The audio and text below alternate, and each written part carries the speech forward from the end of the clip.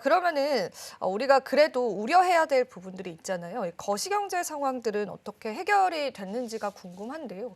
저희 녹화 시간 또 기준으로 간밤에 트럼프의 또 위험한 발언들도 좀 있었잖아요. 거시경제 상황은 어떻게 보실까요? 네, 지금 거시경제 상황에서 가장 중요한 부분은 사실은 관세입니다. 관세 문제가 중요하게 작용을 하고 있는데 최근에 노동 지표라든지 경기 지표를 보면은 경기가 위축되는 국면을 또 보이고 있습니다. 그러니까 결국 시장에서 두려워하는 거는 스태그플레이션의 여부에 달려 있는데요. 사실은 이 스태그플레이션은 시기상조라고 생각을 합니다. 지금 시점에서 사실 이 정도의 키워드가 나올 만한 상황이 아닌데 그만큼 시장의 불확실성이 많이 높아져서 불안감이 극에 달해 있다라는 걸 의미를 합니다. 왜 스태그플레이션이 나오냐 하면은 경기 위축 국면에서 관세가 만약에 올라갔을 때 고율 관세를 부과했을 때 다시 인플레이션까지 재유발시킬 수 있다는 겁니다. 결국은 경기가 나쁜 상태에서 물가까지 높아지는 최악의 상황을 감안하고 있는 건데요.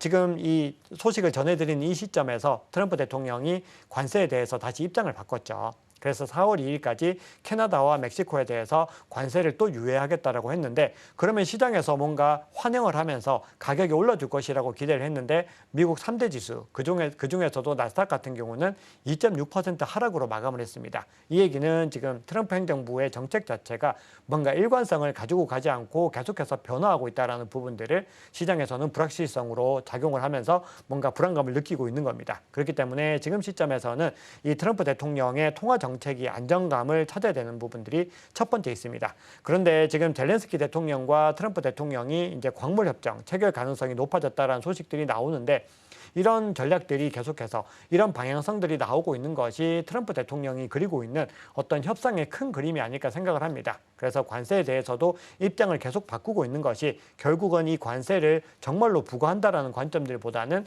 미국의 유리한 협상 테이블을 가져가겠다라는 의미이기 때문에 우리가 그런 부분들에서도 뭔가 숨통을 트일 만한 그런 요소들이 나오고 있고요. 또 중국에서 통화 완화 정책이 시행이 되면서 이 유동성들이 암호화폐로 몰려올 수 있다. 이런 기대감들도 나오고 있습니다. 자, 그래서 이런 기대감들이 반영이 돼가지고요. 그동안에 CME 패드워치에서 봤을 때 시장에서는 올해 금리를 한 번 정도 인하할 것이다라는 전망이 지배적이었는데 이 촬영 시점 전에 캡처한 건데요. 보시면은 올해 한 번, 두 번, 세 번에 걸쳐서 금리를 인하할 수 있다라고 시장에서는 전망을 하고 있기 때문에 그만큼 금리 인하와 더불어서 이후에는 양적 완화 그리고 유동성의 증가 같은 어떤 흐름들이 나올 수 있다는 기대감들도 존재하고 있습니다. 그렇기 때문에 지금 현재 시점은 거시경제의 방향성이 명확하게 잡히지 않은 불확실성들이지만 결국은 중장기적으로 조금만 더 길게 봤을 때도 호재들이 더 많이 자리 잡고 있다는 것을 확인할 수 있고요.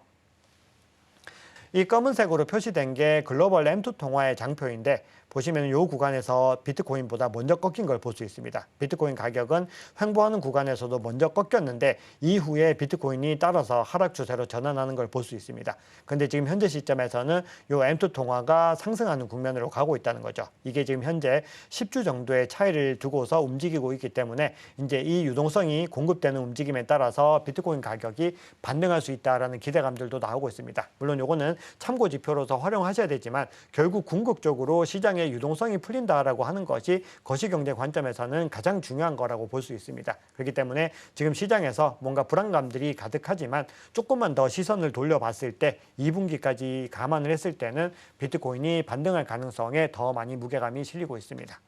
네, 좋습니다. 자, 그러면은 최근에 SEC의 행보도 굉장히 많이 바뀌었습니다. 많은 소송을 철회하고 중지하고 이런 모습들이 보여지고 있는데 SEC의 지금의 행보는 어떻게 보시나요?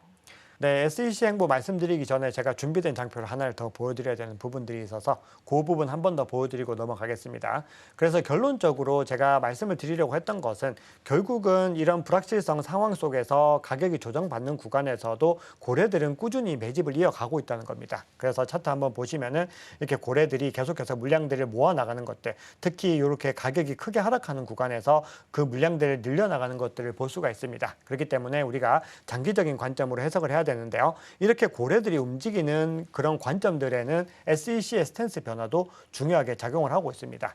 최근에 SEC가 아무도 시키지 않았는데 자진해서 게리 겐슬러의 유산들을 다 폐기를 하고 있습니다. 게리 겐슬러가 벌였던 소송들과 여러 가지 회방 공작들을 다 원점으로 돌려놓고 있는데요. 그중에서 중요한 부분들 한번 보시면은 SEC가 디파이 규제 확대를 갖다가 포기를 했습니다. 즉 디파이에 대해서 이제는 뭔가 증권성 이슈로 묶지 않고 이 탈중앙화 금융 그 가치 자체를 갖다가 그대로 존중하겠다 이런 입장들을 보이고 있는 것이기 때문에 이 업계에서는 환영의 목소리를 내고 있습니다.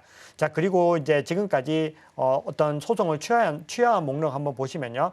오픈시와 로빈후드, 유니스왑, 제미니, 메타마스크, 코인베이스까지 여러 기관들에 대해서 여러 업계들에 대해서 소송을 철회를 했기 때문에 우리가 이런 흐름들을 통해서 SEC가 어떤 흐름을 가져가는지 어떤 규제 스탠스를 가져가는지를 더 명확하게 이해할 수가 있습니다. 그런데 지금 시점에서 아직까지 SEC의 폴 애킨스가 정식적으로 임명이 안 됐습니다. 아마도 3월 달에 상원 인준을 거치지 않을까 이런 전망이 나오는데 실질적으로 위원장이 이제 자리를 잡게 됐을 때는 더 많은 어떤 규제에 대해서 방향성을 가져갈 것이기 때문에 암호화폐 시장에서는 뭔가 긍정적인 방향성으로 해석을 할 수 있습니다. 네. 폴 애킨스가 임명은 됐는데 아직 그 의장의 자리에 오른 건 아니다 보니까 이 부분에 관해서도 답답한 느낌을 느끼시기도 할 것 같아요. 그래서 언제쯤 실제로 집권을 시작을 하게 될지 그 부분도 우리가 지켜봐야 될 것 같고요. 자, 그럼 마지막으로요, 작가님. 저희가 바이비트 해킹 사건 또 리브라 밈코인 사태를 좀 겪으면서 시장 신뢰도 자체는 좀 많이 낮아진 것 같습니다. 지난 시간에도 얘기를 나눴는데요. 회복 가능성이 있을까요?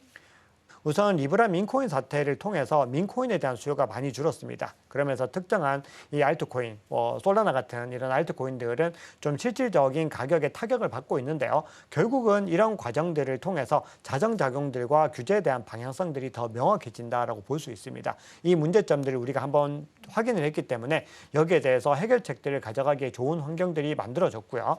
또 바이비트 해킹 사태도 한번 살펴봤을 때 이 해킹에 대해서 어떻게 진화하고 있는지를 확인을 했고 이후에는 이 똑같은 방식으로 이 해킹을 당하지 않을 수 있는 방안들을 이 거래소들이 더 많이 마련을 할 수 있는 환경을 만든 겁니다. 그래서 중장기적으로는 결국은 상승을 위해서 더 많은 포석들, 더 많은 안정성들을 확보하는 과정이라고 볼 수 있습니다. 그리고 궁극적으로 이 신뢰감이 회복된다라고 하는 거는 대규모 채택이 이루어져야 되는 부분들이 있는데요. 자, 보시면은 요 장표는 비트코인을 이 플로리다에서 만약에 이 비축 법안이 통과가 되면은 얼마나 많은 물량들을 가져갈 것인가에 대한 부분들을 언급을 하고 있는데 정말 많은 물량들을 가져갈 것이다라는 것들이 나오고 있고 또 이 촬영 시점 기준으로 오전에 이 텍사스 주에서 결국은 이 법안이 통과가 됐습니다. 상원을 통과를 했는데 무려 30명의 의원 중에서 25명이 찬성을 했고 반대는 5명밖에 없었습니다. 그만큼 지금 전체적으로 미국의 주 정부에서 어떤 스탠스를 가져가는지를 명확하게 확인을 했습니다. 그리고 블랙락에서 본인들의 자사 모델 포트폴리오에 비트코인 현물 ETF를 추가했습니다. 이 얘기는 비트코인 현물 ETF가 이제 정식적으로 기관들의 포트폴리오에 도입될 수 있는 기반을 마련했기 때문에 시장에서는 이런 기관들과 국가적인 채택이 늘어나고 있다는 것이 신뢰감 향상으로 연결될 수가 있습니다.